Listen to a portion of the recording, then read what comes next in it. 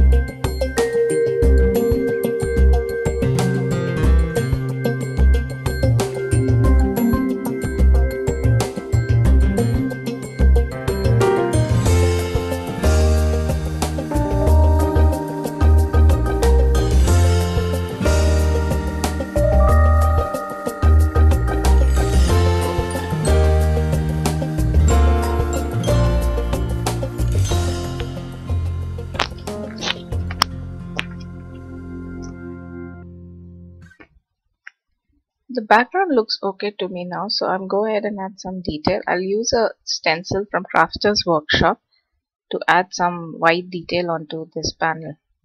So I begin by tipping my paper onto my work surface using some washi tape, and then I'll add the stencil on top of it, and I'll be using white gelato, coconut gelato from Faber-Castell to add some white details. So I'm using a stencil brush also from Faber-Castell for the purpose. I'll be adding colors on random triangles. I don't want to cover it fully with the stenciled image, and I want to create a translucent kind of white translucent color onto my panel. So I don't want to, I'm not adding too much color, I'm just thinning it down with water and adding it.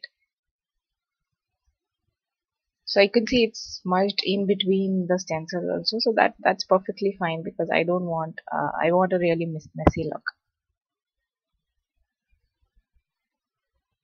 So to create even more messier look, I'm going over it with adding some white splatters also with the gelato. So for that, you just wet the brush and flick it onto my paper.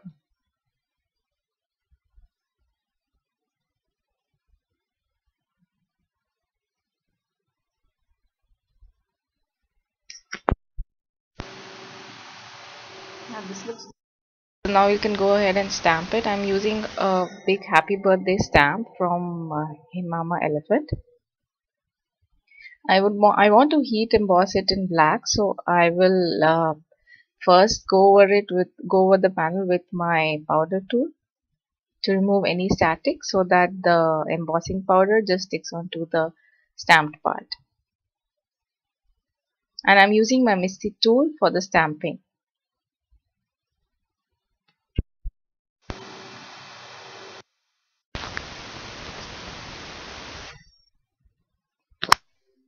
I'm using VersaFine black pigment ink with white embossing powder for the sentiment.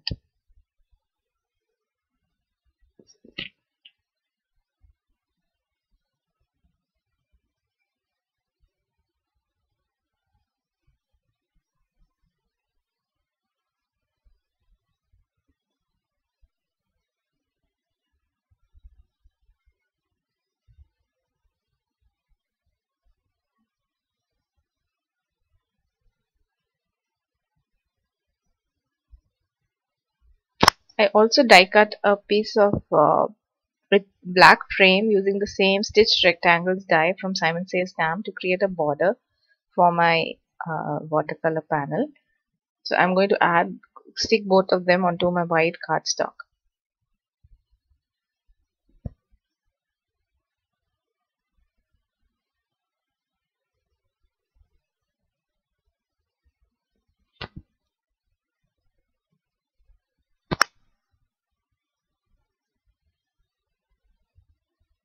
So I go ahead and add some more splatters, white splatters to brighten up the card.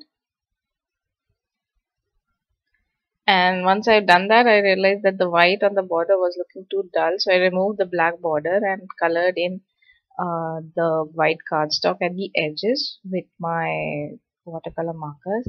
So again, this red looks more like pink, so once I'm done with and adding the red, I'll go over it with orange to make it look more like red.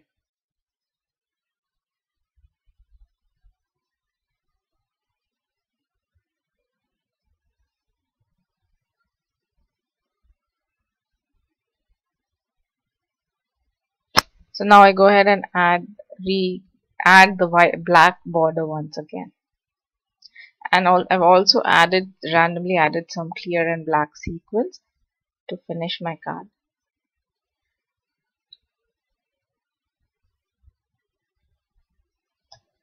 And I decided I needed one more black sequin, so I'm going to go ahead and add it with some multimedia matte by Ranger. And there you have it, my card is ready. Thanks for watching.